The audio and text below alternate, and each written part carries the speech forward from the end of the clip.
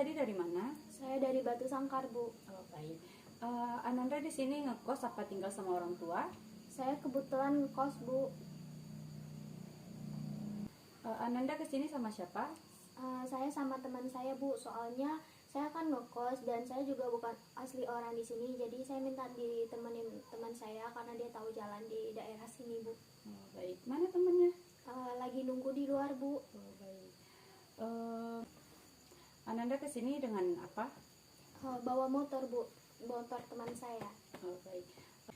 Baiklah, sebelumnya mohon maaf, nama Ananda siapa ya? Perkenalkan, nama saya Aziza, Bu. Baik. Baik, Ananda senangnya dipanggil apa? Panggil Jija aja, Bu, biar kelihatan lebih akrab. Oh, baik. Sepertinya Aziza membutuhkan pertolongan dari ibu sehingga Aziza datang ke sini menemui ibu.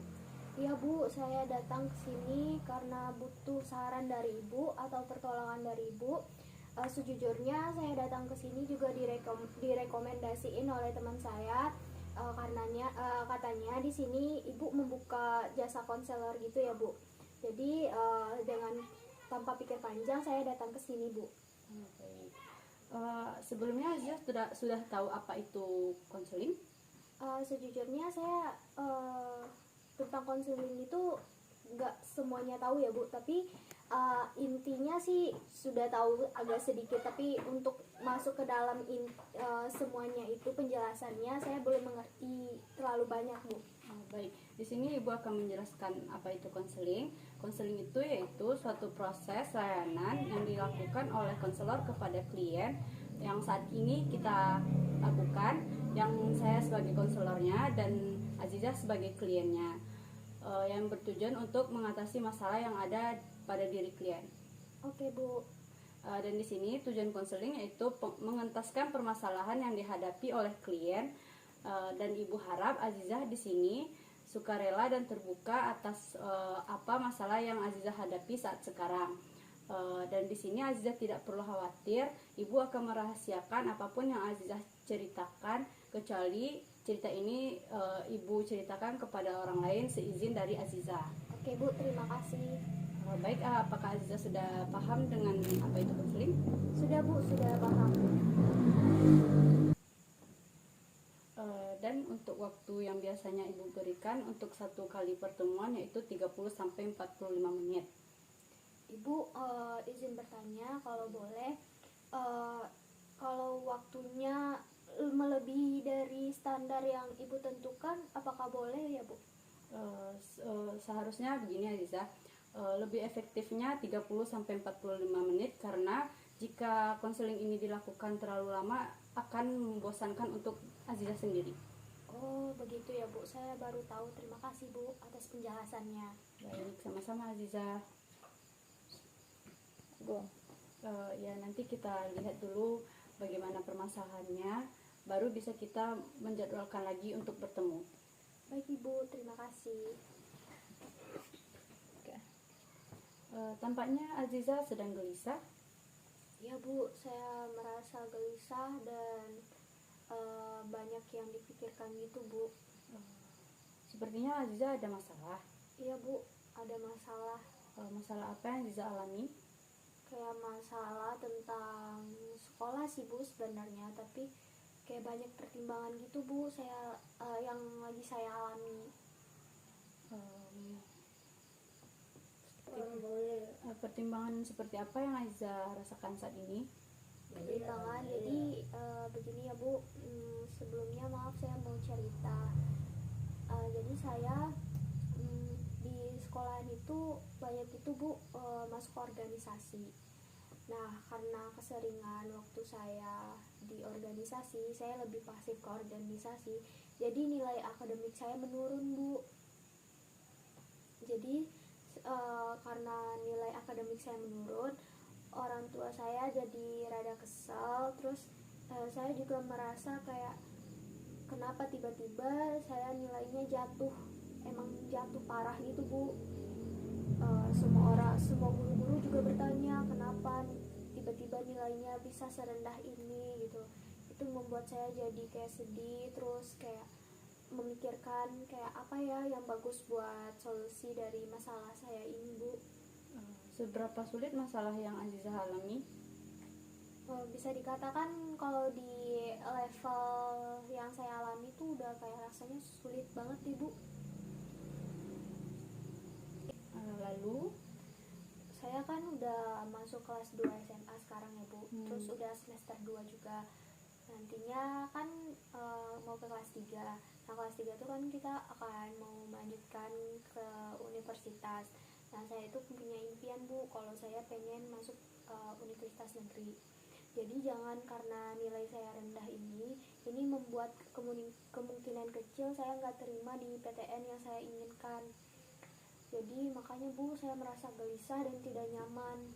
Kayak saya bingung mau cerita ini ke siapa, karena sekeliling saya kayak bertanya kenapa bisa begini, kenapa bisa begini. Saya pun tidak bisa menjawab dengan leluasa gitu. Saya pun juga nggak ngerti apa yang salah dari keputusan yang saya ambil di organisasi ini. Apakah saya karena pasif banget ya Bu di organisasi ini sehingga saya mengabaikan akademik saya. Tapi saya pikir saya tidak terlalu ini ya Bu, tidak terlalu mementingkan semua kegiatan saya di organisasi. Terus tapi saya tetap belajar kok Bu, misalnya ada ujian saya belajar, tapi kayak mungkin ya mungkin kayak karena kurang ini kali ya Bu, kurang nyaman gitu untuk mengerjakan tugas karena kepikiran organisasi, chat dari teman organisasi saya. Jadi tugas saya kadang jawabannya betul, kadang salah gitu Bu. Ya Bu, terus sekarang kan Bu, keluarga saya tuh pada meminta saya untuk keluar dari semua organisasi yang sudah saya ikuti. Tapi saya di beberapa organisasi itu emang suka banget dan itu hobi saya Bu. Jadi saya tidak bisa kayak langsung keluar, itu nggak bisa. Dan jabatan saya di semua organisasi itu udah kayak masuk pengurus intinya, pokoknya yang termasuk kayak anggota-anggota inti, dan saya ada juga yang jadi ketua di beberapa organisasi tersebut. Tapi keluarga saya menyuruh tidak boleh masuk organisasi itu Bu, karena keluarga saya termasuk keluarga yang ambis gitu Bu, kayak pengen anaknya langsung kayak mencapai di PTN negeri yang bagus. Jadi saya emang harus menyingkirkan organisasi ini dan memikirkan untuk akademik saya saja, begitu Bu. Ibu merasakan apa yang Azizah rasakan. Dapat diartikan Azizah di sini sulit untuk membagi waktu antara organisasi dan masalah akademik ya. Iya Bu, benar sekali. Saya mempunyai kebingungan yang sangat rumit ya Bu bagi saya. Kalau seandainya Bu, kalau milih organisasi sesuai dengan keinginan orang tua saya saja, tapi sebenarnya saya kan hobi juga ya Bu di sana. Jadi saya kayak meninggalkan itu dengan hati yang terpaksa. Jadi saya juga kalau nanti memikirkan akademik saja, ya saya jadi tetap merasa tetap gak nyaman gitu Bu. Nah kalau saya memikirkan akademik nih, terus saya berusaha nih menyingkirkan organisasi, tetap saja Bu saya merasa kayak ini semua paksaan orang tua saya, bukan karena hati saya yang untuk memilih akademik saja. Terus kalau saya milih akademik saja, organisasi saya tinggalkan, kayaknya wawasan saya juga kurang luas gitu Bu. Kan di organisasi kita kayak banyak kenalan baru, wawasan baru, pengalaman baru gitu Bu. Apa benar orang tua Azizah memaksa Azizah untuk Azizah berhenti dari organisasi yang telah Azizah jalani atau Azizah laksanakan pada saat sekarang ini? Iya Bu, benar.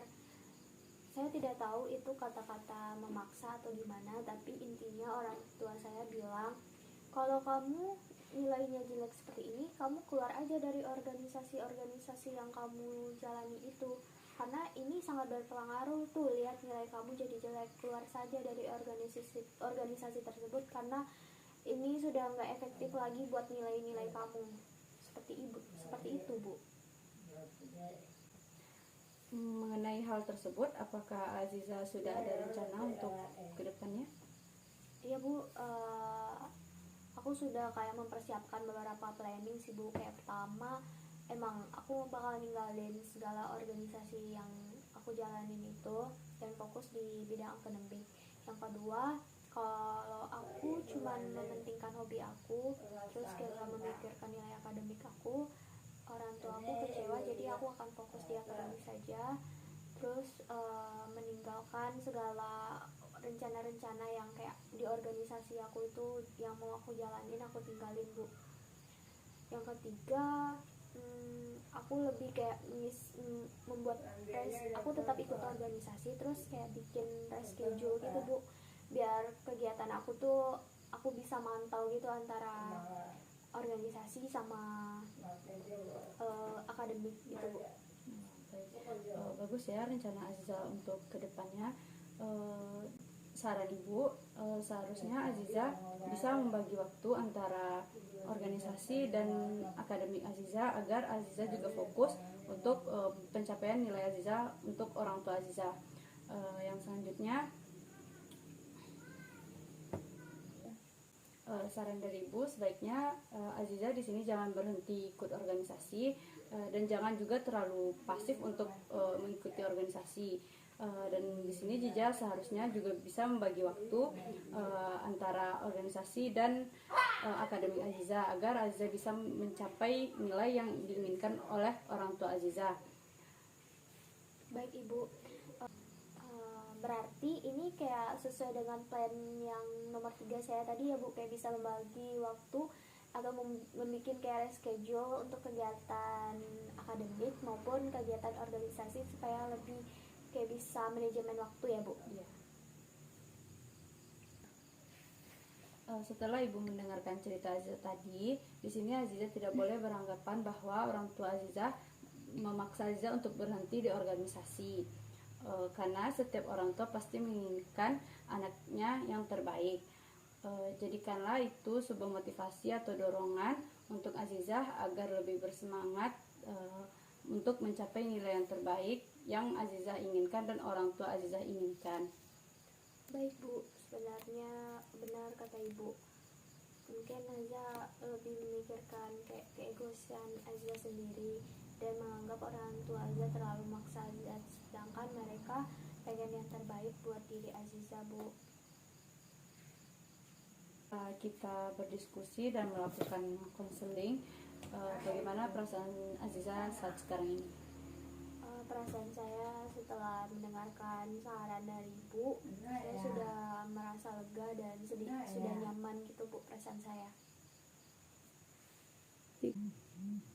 Apa masih ada yang ingin Azizah sampaikan? Nggak ada, Bu, saya rasa sudah cukup.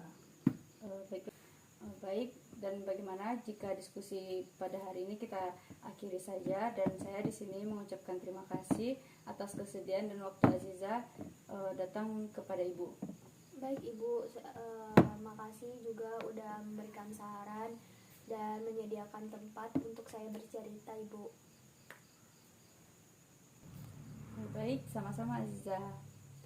Jadi, Bu, saya izin pulang dulu ya, Bu. Baik, hati-hati di jalan ya Azizah. Baik, Ibu.